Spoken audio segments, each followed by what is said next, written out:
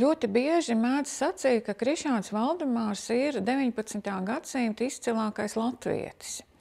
Un tad arī tādā mūsdienu kontekstā tad būtu jāsaprot, kas ir izcils latvietis šajā 19. gadsimtā, kas no vienas puses mums ir diezgan tuvu, bet tomēr jau ir pagājuši 200 gadi kopš Krišjāņa Valdemāra dzimšanas. 19. gadsimts tādā pasaules vēsturē ir tā saucamais skaistais gadsimts, labais gadsimts, optimistiskākais gadsimts nekā jebkad ir kāds iepriekšējais gadsimts bijis un, protams, daudz skaistāks nekā 20. gadsimts, kas daudziem ir palicis atmiņā ar kariem, ar masu represijām, ar cilvēku masveidu nogalināšanu. Tādā ziņā Krišjāns Valdemārs dzīvoja diezgan mierīgu dzīvi. Kari pasaulē notika, bet diezgan tālu no viņa. Arī daži diezgan tuvu, bet tik un tā viņu pašu tas viss neskāra. Jo tā 19. gadsimta brīnums saistās ar modernizāciju un iepriekšējās sociālās sistēmas salaušanu. Jo to, ko mums ir grūti iedomāties, kā vēl Latvijas teritorijā, kas tobrīd pieder Krievijas impērijai, pastāv kārtu sistēma. Un kārta tas nozīmē noteiktu sociālo kārtību, kurā katrs cilvēks kopš piedzimšanas paliek savā vietā, šajā vietā nodzīvo savu dzīvi un savu vietu atstāja saviem pēcnākamajiem. Tātad, ja esi zemnieks, tad arī tavi bērni būs zemnieki. Un tā ir pareizi cilvēku un Dievu priekšā. Krišjāns Valdemārs bija viens no pirmajiem, kurš lauzās ārā no šīs kārtu sistēmas. Arī pirms viņa bija ļaudis, kas to darīja, bet viņi izlaužās no kārtu sistēmas ar izglītības palīdzību, ar sakaru palīdzību, bet maina savu etnisko piederību, ne tikai šo sociālo izcelsmi, bet arī savu etnisko sākotni. Un Krišjāns Valdemārs mums ir svarīgs ar to, ka no vienas puses viņš izlaužās un ļoti veiksmīgi, bet no otras puses viņš nepazaudē savu patību vai identitāti. Viņš ir tas pats, kas viņš bija arī savā sākotnē, savas dzīves labākajos gados, savas karjeras šādā lidojumā. Ja mums ir jāiztēlojas, tad iztēlojamies, teiksim, Brīvdabas muzeju, kādu no zemnieku mājām, salmu jumtu, krāsni, iespējams arī dūmu istabas, kad vēl skurstenis nav kārtībā. Skursteņa sistēma nav izveidojusies. Un Krišjāns Valdemārs dzīvo tādā situācijā, tādos apstākļos, ēd no lielas māla bļodas ar koka karoti, tāpat kā viņa vecāki, bet atšķirībā no daudziem citiem bērniem viņu ātri aizrauja lasīšana. Viņš iemācās lasīt un viņa rokās nonāk kāds laikraksts, kāda grāmata un dzīvojot arī šajā zemnieku mājā rodās priekšstats, ka pasaule nav tikai tāda, kāda ir viņa zemnieku māja, bet tā ir daudz krāšņāka, bagātāka. Un arī katrā ziņā palīdz tas, ka viņa vecāki, kad Krišjāns Valdemārs vēl ir mazs bērns, pieņem tādu ļoti racionālu lēmumu, kā viņi nebūs zemnieki. Tātad Krišjāņa Valdemāra vecāki nebūs zemnieki, jo es interpretēju, jo es saprotu to tā, ka Krišjāns Valdemārs piedzims ģimenē, kurā ir daudz bērni, bet no kuriem lielākā daļa bērnu nomirst. Pāri paliek tikai 4 bērni, no kuriem arī viens ātri nomirst. Bet tad, kad ir Krišjāns Valdemārs piedzimis, jo tobrīd ir svarīgi vīrieši, jo vīrieši būs tie zemnieki, kas ars un sēs un mantos māju, un arī viņa brālis Indriķis, kas arī ir vēl viens vīrietis, un divas meitenes ir. Tie pirmie bērni nomira Krišjāņa Valdemāra vecākiem. Viņi saprot, ka tie vecāki ir pārāk veci, lai viņi spētu sakopt savu zemnieku saimniecību tā, lai tā būtu laba, plaukstoša un tam līdzīgi, jo zemnieku darbs jau ir grūts. Tīri arī fiziski grūts, un tur ir vajadzīgs liels fiziskais spēks un izturība, un pārceļās uz Sasmaku, kas tobrīd ir ebreju miests, un kur tomēr kūsā nedaudz savādāka dzīve, kur notiek tirzniecība, amatniecība. Un arī tas palīdz tobrīd Valdemāram, kurš pasauli ir vairāk iepazinis no zemnieku skatījuma un no dažām grāmatām ieraudzīt to dzīvi savādāku. Bet arī ar to viņam nepietiek. Viņš grib vairāk, viņš grib būt kaut kas vairāk nekā vienkārši, acīm redzot, sasmags tirgotājs. Un mēs zinām no viņa biogrāfijas, ka Sasmakā jau arī tādos pusauģa gados viņš sāk pelnīt pirmo nelielo naudu, mācot ebreju bērniem zināšanu pamatus, bet tas viņa galvenais sapnis ir tikt pie ģimnāzijas, mēs teiktu, pie normāla vidusskolas diploma, jo, ja ir vidusskola vai ģimnāzija, tad ir tiešām iespējams reāli izlausties no zemnieka kārtas. Vēl man būtu jāpasaka tā, kā mums būtu jāielūkojas savās pasēs, jo tajās agrīnajās pasēs jau rakstīja šo savu izcelsmi, kas tu esi un kāda ir tava vieta pasaulē. Un tātad tas lielais aplausiens Valdemāram visu dzīvi ir bijis tas, ka viņu neņem ģimnāzijā. Paiet veseli 10 gadi, viņš nokavē savā dzīvē 10 gadus, censdamies iekļūt ģimnāzijā, un tāpēc arī visa Valdemāra dzīve ir tāda aizkavējusies karjera par veseliem 10 gadiem. Bet kāpēc viņi neņem ģimnāzijā? Nu, tāpēc, ka viņš ir zemnieks, un šis latviešu izcelsmes zemnieks, un tas ir tas galvenais iemesls. Iemesls nav ne viņa zināšanas, ne saprāts, ne nauda, bet šī sociālā izcelsme. Un tajā brīdī ir tas Valdemāra spēks vai gribas spēks, ka viņš iet pretī apstākļiem, situācijai un laikmetam un mēģina izlausties tam cauri. Nu, tie pirmie darbiņi, kā visi jau zina, ir dažādi skrīveru darbi, kas ir tā saucamais rezerves variants. Nu, to tāds latvietis var, ja viņš māk lasīt un rakstīt, un ja viņam ir glīts rokraksts. Mēs, raugoties visā šajā, varbūt dzīves gājumā, varam mācīties nenormālu izturību un iešanu mērķim pretī, un arī laušanos šiem apstākļiem pāri, jo mēs savā veidā visi jau esam vienādi, jo likums mums to neizliedz, vai likums mums to atļauj, un arī tas, ka mēs jau dzīvi pazīstam daudz plašāk. Ja mēs arī nekur tālu neesam vēl ceļojuši, mums tomēr ir internets, mums ir televīzija, mēs redzam, kā dzīvo cilvēki pasaulē. Bet Valdemāra situācijā viņam vajadzēja aiziet vai aizbraukt uz pilsētu, un tad šo pilsētu ieraudzīt. Vajadzēja satikt noteiktos cilvēkus, visu šajā noteiktajā realitātē, un tad arī mācīties tās sava jaunā sociālā statusa ieplānotos dzīves paradumus. Kā piemēra Allaž gribētu pieminēt kaut vai galda kultūru, jo nonākot citos sociālos apstākļos, satiekot cilvēkus, kas ir kārtā virs zemnieka kārtas, tad tas ir jāiegūst un jāiemācās. Vēl jāsaka, ka tā varbūt mūsu laiku laime ir tā, ka mūsu sabiedrībā cilvēks netur tādos noteiktos rāmjos un situācijās, ja tu esi zemnieks, tad tev ir jāģērbjās kā zemniekam. Vai, ja tu esi pilsētnieks, tad tu vari ģērbties jau savādāk. Ja tu esi dišciltīgais, tad tev jau ir arī ar savu ārējo izskatu, viss tas ir jāpauž un jādemonstrē.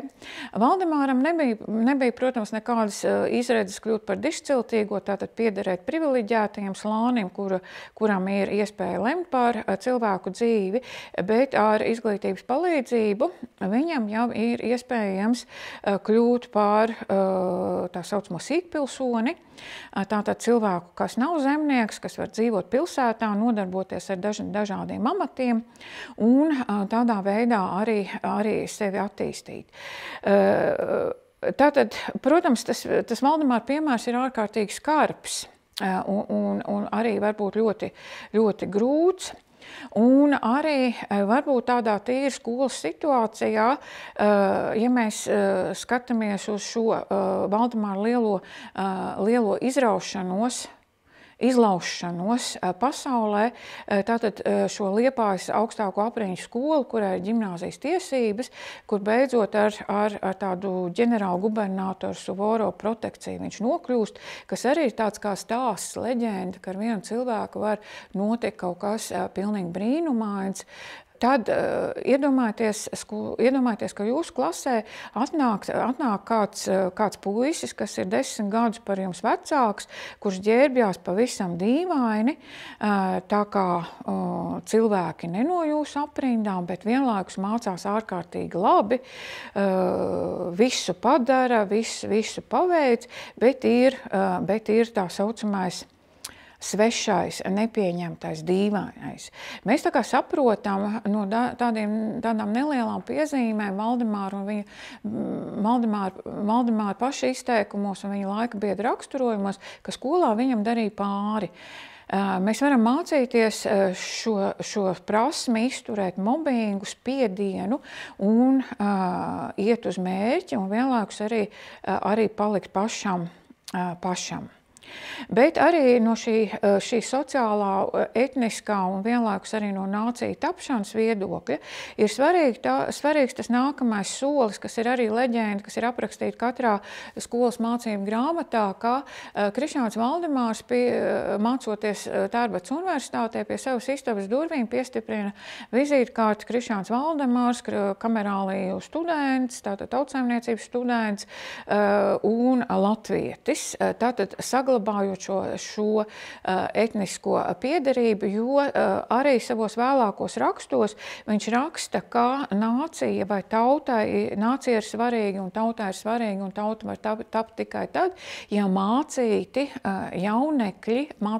latviešu jaunekļi, precīzāk tā raksta tolaik, netraujās no šīs savas izcelsmes. Un arī būvējot nāciju, tad svarīga ir izglītība, bet izglītība tobrīd ir vēl viens instruments, lai arī tiktu pie turības, un savukārt turība atkal nes tālāk šo izglītības motīvu.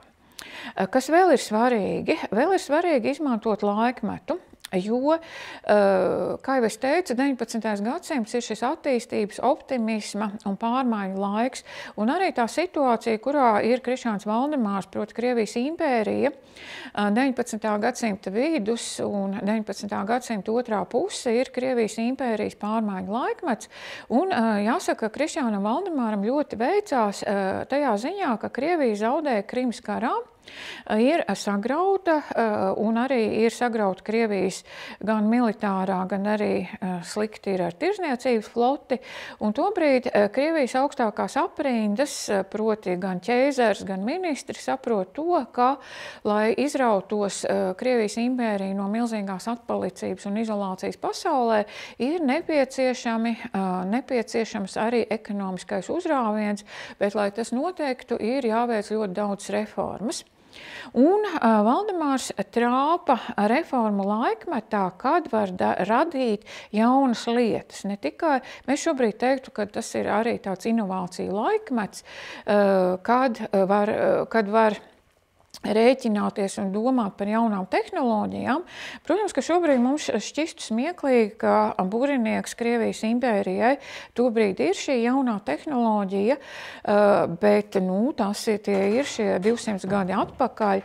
Un Valdemāra tas reformu gars saistās ar to, ka viņš jau sasniedz dzīvē pietiekami daudz, tātad iegūst gan ģimnāzijas izglītību, gan universitātes izglītību, un arī iegūst tādu jau zināmu atpazīstamību, pateicoties savām publikācijām, ne tikai tādā vietējā Baltijas presē, bet arī tobrīd Krievijas impērijas centrālajos izdevumos, kā Marskojs Borņik vai jūras krājums, tieši tulkojot, kas to brīdi pieder pie tādiem Krievijas impērijas reformu izdevumiem, runā par to, ka cilvēki no zemākajām kārtām, ja viņiem vien dod labu izglītību, var kļūt par šīs valsts attīstības dzinējspēku, konkrēto instrumentu, kas attīstītu valsti, bet vienlaikus arī gūtu labumu sev, proti kļūt par stūrmaņiem un kapteiņiem, un arī šādā veidā veidot šo savu biznesu, kas to brīdi ir pietiekami moderns un labs bizness. Un kur ir tā problēma šādā kārtu impērijā, jo gan izglītība, gan tie labie darbi ir pieejami cilvēkiem, kas piederēja šīm augstākajām kārtām, vai kuriem tad jau arī, teiksim, šajā pasē bija rakstīts, ka viņš ir tāds vai citāds mužnieks. Bet reāli skatoties uz situāciju, Valdemārs saprata to, ka tie mužnieki, lai arī viņi pabeidz jūras skolas, viņi jau to jūras darbu nespēja strādāt, jo viņiem jūra ir sveša, un arī fiziskais darbs ir svešs, un izturības nav, un tāpēc arī piemēram, prestižās Kronštetas jūras skolas beidzēji pārsvarā vēlās strādāt par ierēģiem dažādās ministrijās, nevis reāli kāpt uz kuģa un kuģot un veikt šo praktisko darbu. Bet ja šī Krievijas impērija pārstātu būt tik ārkārtīgi augstprātīga, bet paskatītos uz cilvēkiem, kas dzīvo šajā valstī, uz jūrniekiem, zvejniekiem, tie, kas ir šie piekrastes cilvēki, un ļautu viņiem iegūt savam laikam atbilstīgu, modernu izglītību un arī diplomu, kas ir svarīgs, lai ieņemtu pilnīgi droši šādus amatus un arī starptautiski certificētus diplomus, tad arī šī nozare, kas tobrīd ārkārtīgi svarīga, kuģniecība, kas savieno valstis, kas savieno pilsētas, kas ļauj precēm cirkulēt kontinentu un starp kontinentu dimensijā, būtu šis pienesums gan valstī, gan arī cilvēkiem, kas attiecīgi to dara. Valdemārs bija, varbūt grūti ir saprast, bet Valdemārs bija elks jauniešiem, paraugs, kā varētu dzīvot. Vienkārši, varbūt, nezinu, kaut kā varbūt dīvaini ir sacīt šo vārdu elks, jo vienkārši zinot, ka ir tāds Valdemārs, kurš ir sevi pozicionējis kā latvieti, kurš ir izdevis laikrakstu, kurš ir veicis tādus interesantus projektus, īstenojis Krievijas impērijas mērogā. Proti, piemēram, veicis ir jūras krastu izpēti, jūrskola izpēti, kas ir sūtīts valsts valdības ministrijas, sūtīts cilvēks pētīt jūrniecības stāvokli Eiropas valstīs, ka tāds vispār eksistē. Un arī zinot viņa piemēru, jaunieši, kuri mācījās apriņķu skolās, reālu skolās un arī ģimnāzijās, saprat to, ka ir vērts iet uz augstskolu. Un arī, protams, varbūt tas skan komiski, ka viens no cilvēkiem, kuriem bija Valdemārs, šis elks, Jānis Kreidsbergs, jurists, viņš savās atmiņās Valdemāru dēvē par Jāņu sauli, par labsirdīgu, siltu, spožu Jāņu sauli. Divās tādās nozīmēs, viens tā paraugs un otrs tā personīgā saskarsme.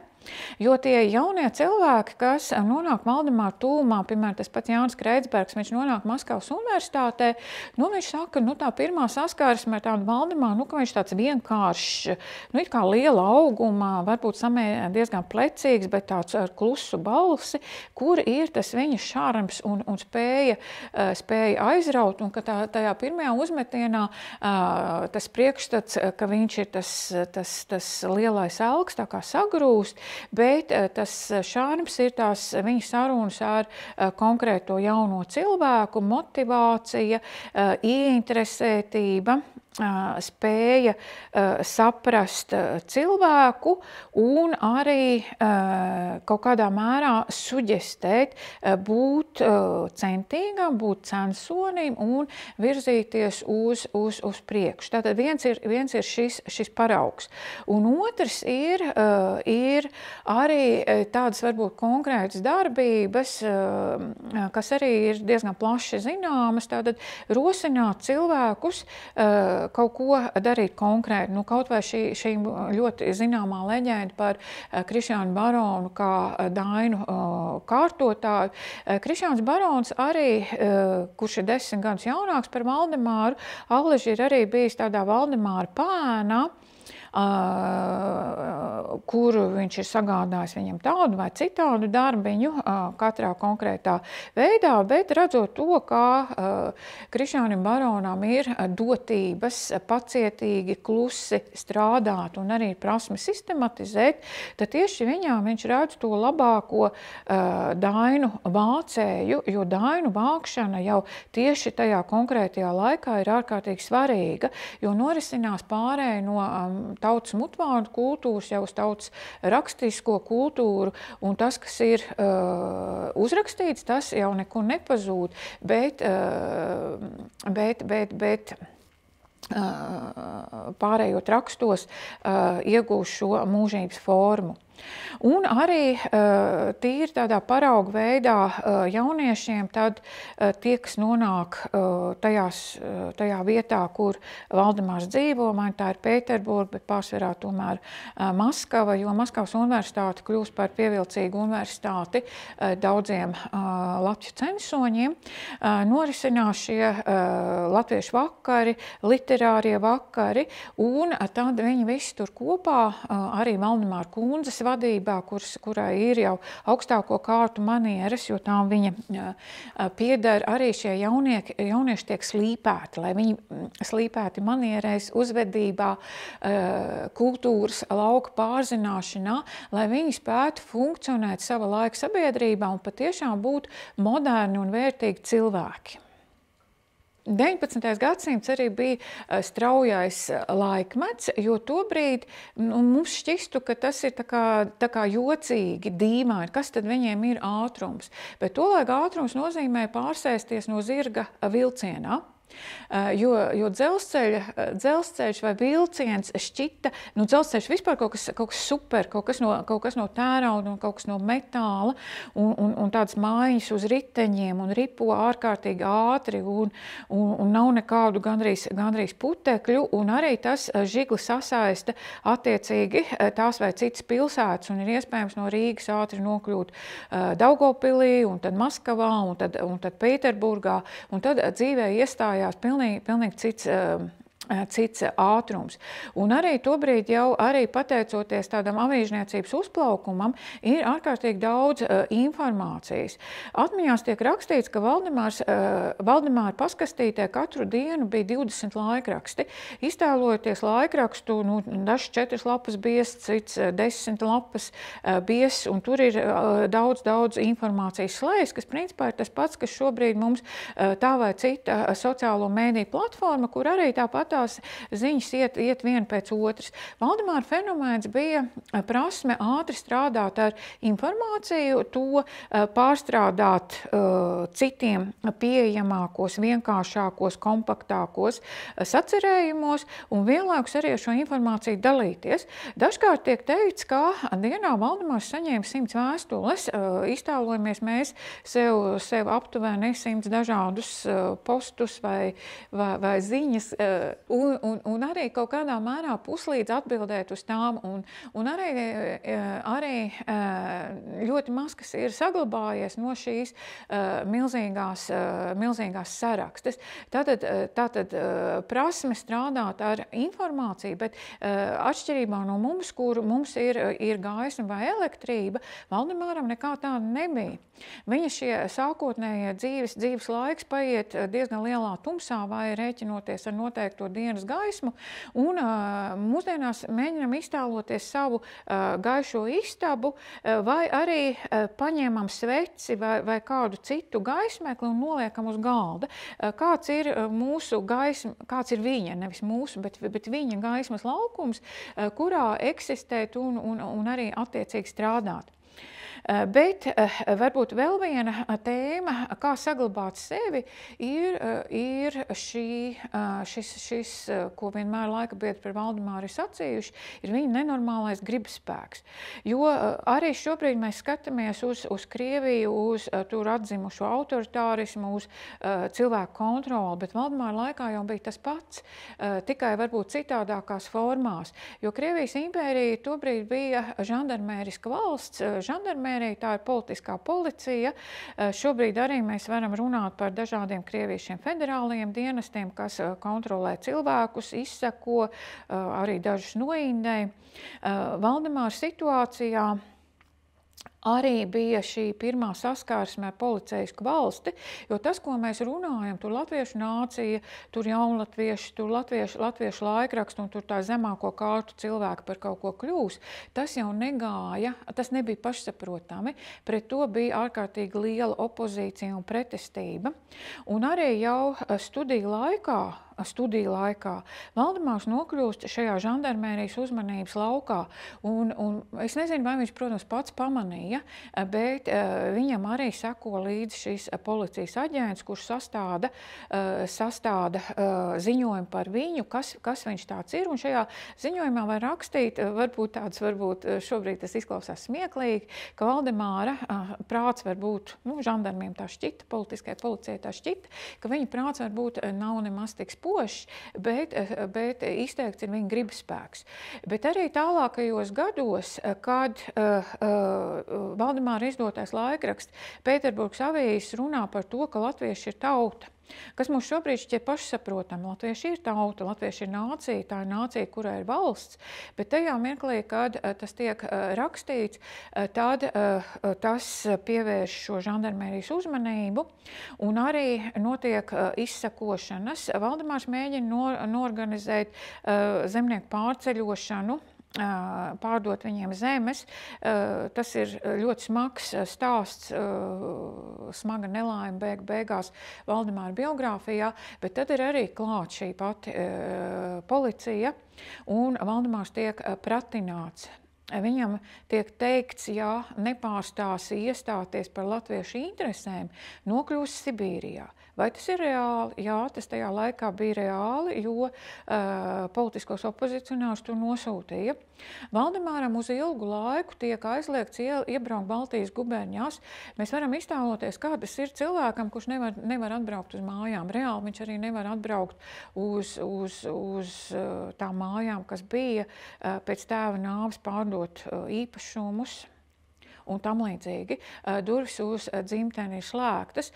Tās atvērās tikai tad, kad laiks ir mainījies un atsevišķas lietas vai daudzas lietas, kas 19. gadsimta 60. gados šķita valstī ārkārtīgi bīstamas. Varas acīs jau šo bīstamību ir zaudējuši, tad Valdemārs, piemēram, var atbraukt uz dziesmu svētkiem vai uz kaut ko tam līdzīgu, bet līdz galam viņš nekad dzīves mājās neatgriežas, ne arī latviešu apdzīvotajās zemēs. Vārdu sakot, tā ir arī tāda varbūt smagais jautājums, ko mēs esam gatavi ziedot no sevis, lai izdarītu kaut ko lielāku citiem, nākotnē, tautai. Un arī domāt par to, vai tas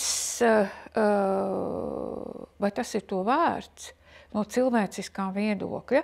Jo arī skatot Valdemāra fotogrāfijas, mēs tā vai citādi redzam, ka viņš noveco, ka viņš savā veidā zaudē varbūt tos priecīgos, gaišos vaipstus savā sejā.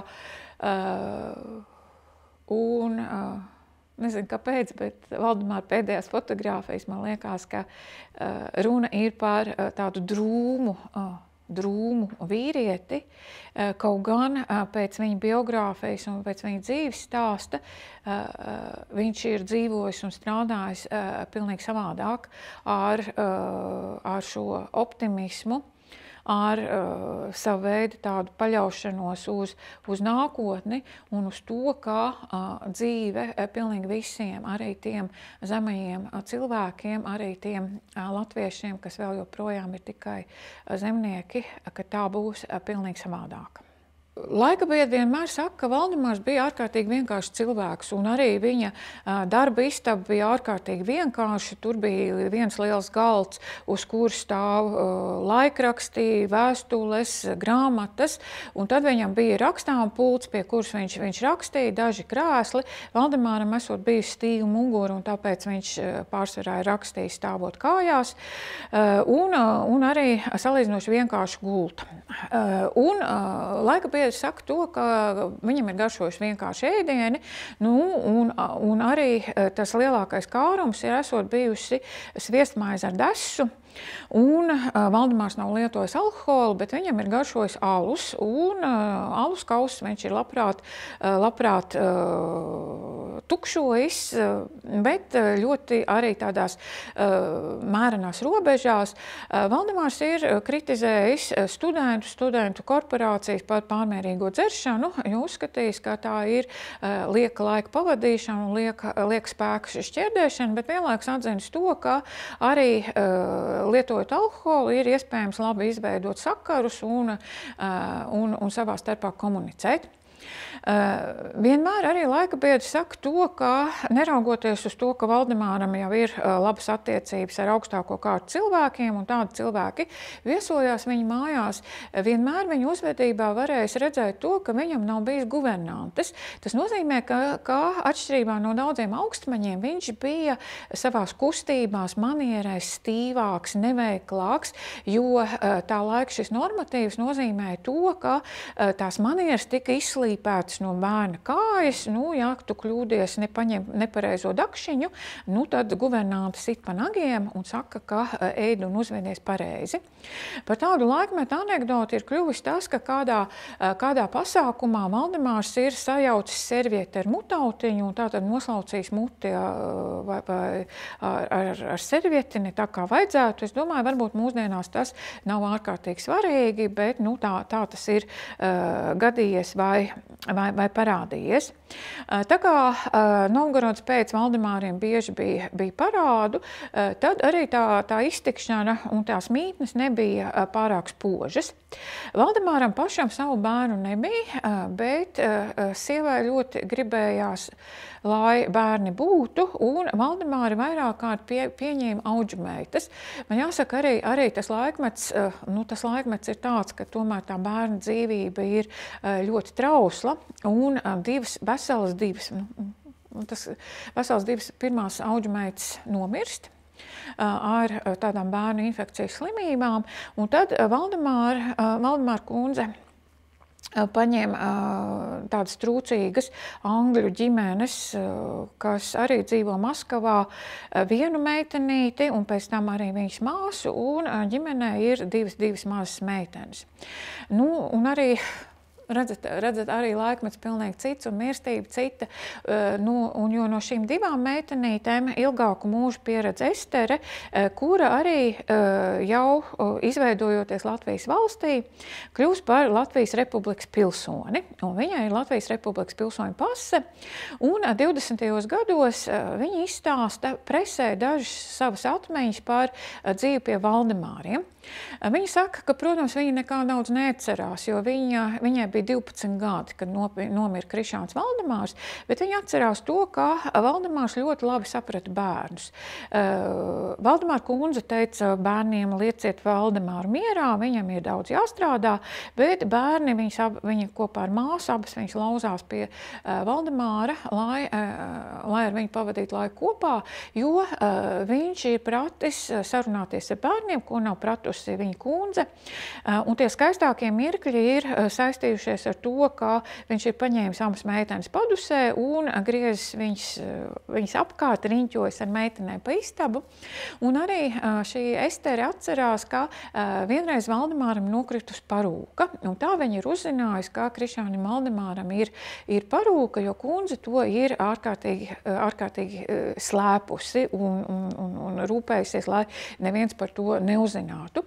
Un vēl pēc tam viņas ar māsu ir pamanījuši, ka Valdemāram guļot, tā, ka viņš tur lasa vai strādā, arī tā parūka mēdz nošķiepties un dažkārt nokrīt zemē, un tad vēl viņas atzīst to, ka tā parūka esot bijis ļoti mīļa rotaļlieta, ja viņas ir tikuši šai parūkai klāt. Vēl meitene atcerās to, ka viņām abām meitenēm svētdienā ir iedots 20 kapeikas, un tad viņas ir gājuši pirkt saldumus, bet tā naudiņa ļoti ātri notērējusies, un tad viņas ir skrējuši pie Valdemāra atpakaļ, centušās iekļūt viņa darbistabā, jo zinājuši, ka viņam atvilktnē arī varētu būt saldumi, un tad arī pie tiem varētu tikt.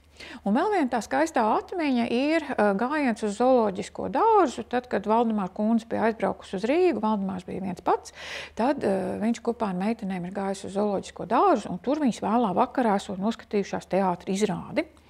Un tas ir bijis visu kopīgais noslēpums, viņa un meiteņu noslēpums, jo kundze nedrīkstēja zināt, ka meitenes tik vēlā vakar stundā ir atradušās Maskavā kaut kur uz ielām. Vēl laika bieži saka to, ka Valdemāram ir patikušas puķes, istabaugi, un ka tāda viena varbūt traģiska iezīme ir tā, ka tad, kad Valdemārs nomira, tad arī šīs puķes nokalta kopā ar viņu un arī savā veidā pieliek punktu šīm noteiktiem laikmetam.